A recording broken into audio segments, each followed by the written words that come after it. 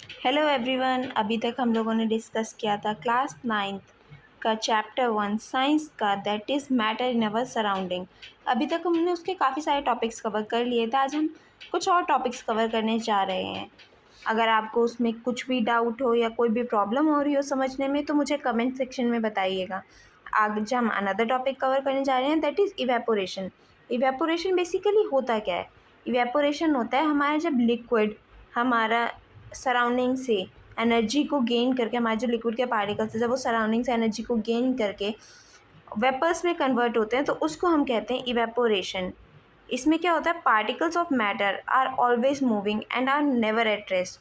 हमें पता है जैसे कि चाहे वो सॉलिड हो, लिक्विड हो या गैस हो, उसके जो पार्टिकल्स हैं वो हमेशा मूव करते रहते हैं, वो कभी भी रेस्ट पे नहीं होते। सॉलिड के पार्टिकल्स हमें लगता है कि वो रेस्ट पर है, पर वो भी रेस्ट पर नहीं होते, वो अपनी ही पोजीशन पे वाइब्रेट करते रहते हैं। ये चीज़ हमें पता है। तो जिसकी वजह से क्या होता है, जो पार्टिकल्स हमारे जो सरफेस पर होते हैं वो उसके अंदर ज़्यादा काइनेटिक एनर्जी होती है। क्यों? क्योंकि वो सराउंडिंग से एनर्जी को एब्जॉर्ब कर लेते हैं, जिसकी वजह से क्या होता है, वो अपना जो एक बॉन्ड है, जो फोर्स ऑफ अट्रैक्शन है, उसको ब्रेक करके, जब वो वाटर, अगर लिक्विड की बात करें तो लिक्विड के जो सरफेस पे जो पार्टिकल्स होते हैं वो अपना जो फोर्स ऑफ अट्रैक्शन का जो बॉन्ड है, क्योंकि वो काइनेटिक एनर्जी गेन कर लेते हैं सराउंडिंग से, तो जो उस फोर्स ऑफ अट्रैक्शन का जो बॉन्ड है वो उसको ब्रेक करके वेपर्स में कन्वर्ट हो जाते हैं। इस फिनोमिना को, जो फिनोमिना है जिसमें जो हमारे लिक्विड है वो वेपर्स में चेंज हो रहा है बिना बॉइलिंग पॉइंट को रीच करे, उसको हम इवेपोरेशन कहते हैं। यही अभी तक हमने समझा है। अब इसके आगे की बात करें, इसके आगे हमें क्या पढ़ना है, कौन कौन से ऐसे फैक्टर्स हैं जो इवेपोरेशन को अफेक्ट करेंगे। इसके लिए हमें सबसे पहले एक एक्टिविटी को समझते हैं। जैसे कि अगर हम पानी लेते हैं एक टेस्ट ट्यूब में और एक चाइना डिश में, और दो चाइना डिश लेंगे और एक टेस्ट ट्यूब लेंगे। एक टेस्ट ट्यूब जो है उसमें हम 5 ml वाटर लेंगे, किसी विंडो या फिर किसी फ़ैन के नीचे रख देंगे। उसके बाद क्या करेंगे, चाइना डिश में पानी लेंगे, 5 ml ही लेंगे, उसको हम किसी फ़ैन के नीचे या किसी विंडो के पास रख देंगे। और तीसरी जो हमें जो एपरेटस लेना है वो भी हमारा चाइना डिश होगा, ओपन चाइना डिश, जिसके अंदर अगेन हम 5 ml वाटर लेंगे और उसको किसी बंद जगह पर रख देंगे, या फिर किसी कबर्ड में या फिर किसी शेल्फ में रख देंगे क्लास की। और इसके बाद क्या करेंगे, यही सेम एक्सपेरिमेंट हम रिपीट करेंगे जब मानसून के डेज़ होते हैं, यानी रेनी डे होगा तब। तो इससे हमें क्या समझ आएगा, जितना ज़्यादा, जैसे टेस्ट ट्यूब की बात करें तो टेस्ट ट्यूब का जो सरफेस एरिया है, ऊपर का जो एरिया, ओपन एरिया, वो कम होगा।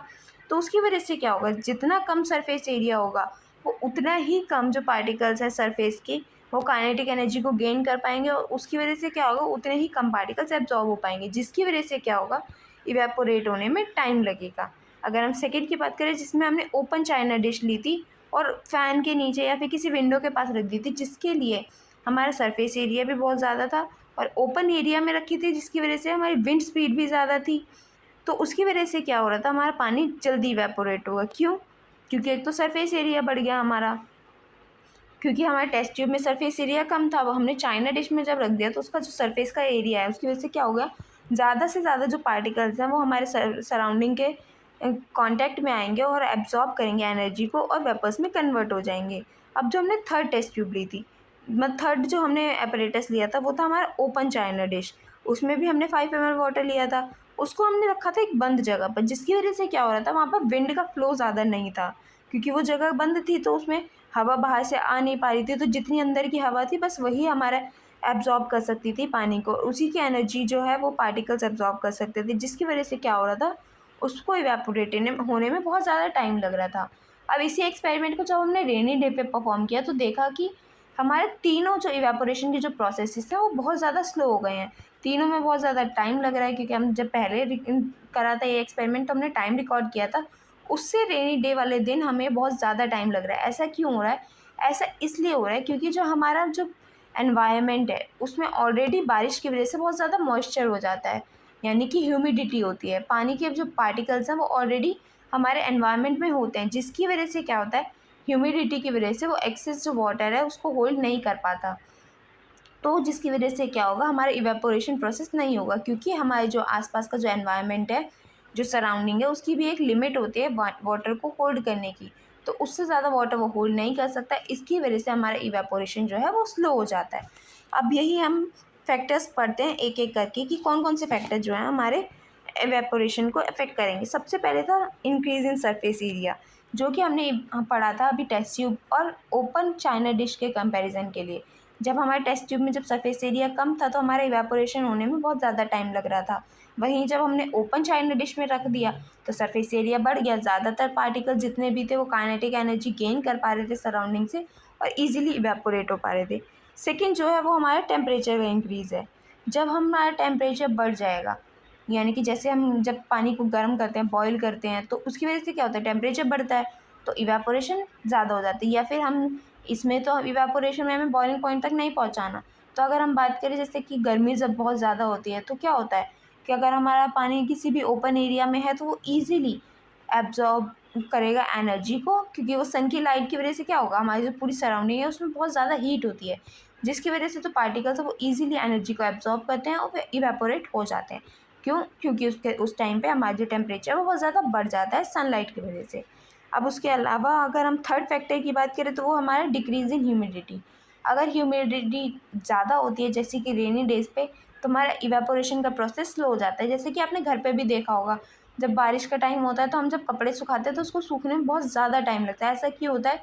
क्योंकि ऑलरेडी एनवायरनमेंट में बहुत ज़्यादा ह्यूमिडिटी होती है। तो ह्यूमिडिटी जब कम होगी तो हमारा इवेपोरेशन का प्रोसेस अच्छी तरह से होगा। उसके अलावा अगर हम बात करें, जब हमारी विंड स्पीड बढ़ जाती है, यानी कि जब हवा तेज़ चलती है, जैसे कि कभी आपने देखा हो जब जिस दिन हवा तेज़ चल रही होती है तो उसकी वजह से क्या होगा, हमारे जो कपड़े हैं वो जल्दी सूख जाते हैं एज़ कम्पेयर टू जिस दिन हवा नहीं चल रही होती। ऐसा इसलिए क्योंकि हवा का फ्लो जितना ज़्यादा होगा, पार्टिकल्स को उतनी जल्दी एनर्जी गेन करने का मौका मिलेगा, उतनी जल्दी वो काइनेटिक एनर्जी को गेन करेंगे और उतनी ही जल्दी वो इवेपोरेशन प्रोसेस हो पाएगा। अब इसके आगे की बात करें कि इवेपोरेशन प्रोसेस में जब होता है तो हमें ठंडक क्यों फ़ील होती है? ऐसा इसलिए होता है क्योंकि जो हमारे पार्टिकल्स हैं वो सराउंडिंग से एनर्जी गेन कर रहे हैं, जिसकी वजह से क्या होगा कि जो सराउंडिंग है जिससे एनर्जी लॉस हो रही है उसको ठंडक फ़ील होती है, क्योंकि उसकी जो एनर्जी है वो गेन कर ली। अब एनर्जी को गेन करके वो वेपर्स में कन्वर्ट हो गए, तो उसकी वजह से क्या होगा, जो सराउंडिंग का एनवायरनमेंट है उसको हमें ठंडक फ़ील होती है। ऐसे ही हम ऑब्ज़र्व करते हैं किसमें, एसीटोन के केस में, यानी कि जब हम नेल पेंट रिमूवर जब अपने हाथ पे लेते हैं या नेल पेंट रिमूव करने के लिए, तो उस टाइम पे क्या होता है, हमें कूल सेंसेशन फील होती है। ऐसा क्यों होता है? क्योंकि जो हमारे एसीटोन के जो पार्टिकल्स हैं या फिर नेल पेंट रिमूवर के जो पार्टिकल्स हैं वो हमारे पाम या फिंगर से एनर्जी को एब्जॉर्ब करते हैं सो दैट वो वेपराइज हो सकें। तो उसकी वजह से क्या होता है, हमें ठंडक फील होती है। वैसे ही अगर हम किसी गर्मी वाले दिन की बात करें, जैसे अभी तो नहीं क्योंकि अब तो सबके घर में एयर कंडीशनर्स यूज़ होते हैं। पहले के टाइम पे क्या होता था कि लोग जो थे वो अपने छतों पर, अपने आस ओपन एरिया, ओपन ग्राउंड जितने भी थे वहाँ पर वो पानी को स्प्रे करते थे। ऐसा क्यों करते थे? ऐसा इसलिए करते थे सो दैट कि जब वो पानी के जो पार्टिकल्स है वो आसपास की जो एनर्जी है उसको एब्जॉर्ब करें और वेपर्स में कन्वर्ट हो, तो उसकी वजह से एक एनवायरनमेंट जो है वो ठंडा हो सके या फिर जो सरफेसेस है वो ठंडी हो जाएँ और एक कूल से एनवायरनमेंट क्रिएट हो सके। अब इसके आगे की बात करते हैं। इसके आगे क्या है कि हम गर्मियों में ज़्यादातर कॉटन के कपड़े पहनना क्यों प्रेफर करते हैं? क्योंकि कॉटन जो है वो एक अच्छा एब्जॉर्बर माना जाता है लिक्विड का, जिसकी वजह से वो ज़्यादा लिक्विड को एब्जॉर्ब कर पाता है। तो अब हम गर्मी में जब बहुत ज़्यादा गर्मी हो रही है, हमें स्वेट निकलेगा। अब वो अगर जब कॉटन के जो कपड़े हमने पहने हैं वो स्वेट को एब्जॉर्ब कर लेंगे। उसके बाद क्या होगा, जब हमारा ये जो लिक्विड है ये हमारी बॉडी से जब एनर्जी को एब्जॉर्ब करेगा, जो उसके पार्टिकल्स हैं जब वो एनर्जी एब्जॉर्ब करेंगे तो उसकी वजह से हमें क्या होगा, हमें कूलिंग सेंसेशन फील होगी। और कॉटन एक ऐसा मीडियम है जिससे वो एक्सटर्नल एनवायरनमेंट में उस वेपर्स को भेज सकता है, क्योंकि बहुत सारे जो कपड़े ऐसे भी होते हैं सिंथेटिक्स जो पानी को एब्जॉर्ब नहीं करते, जिसकी वजह से क्या होगा वो वेपर्स को ट्रांसफ़र भी नहीं कर पाएंगे। तो कॉटन एक अच्छा मीडियम माना जाता है, अच्छा एब्जॉर्बर भी माना जाता है, जिससे कि वो हमें कूलिंग सेंसेशन प्रोवाइड कर सके। अब अगली अगर हम बात करें तो उसमें क्या है कि जो हमारा ओपन, जब हम ठंडा पानी लेते हैं किसी भी ग्लास कंटेनर में, हम आइस कोल्ड वाटर लेंगे तो उसमें क्या होगा, हमें आस बाहर का जो सरफेस होता है उस पे हमें क्या दिखता है, हमें ड्रॉपलेट दिखाई देते हैं। ऐसा क्यों होता है? क्योंकि जब हमारा स्टेट कन्वर्ट होता है उसके लिए हमें हीट की ज़रूरत पड़ती है।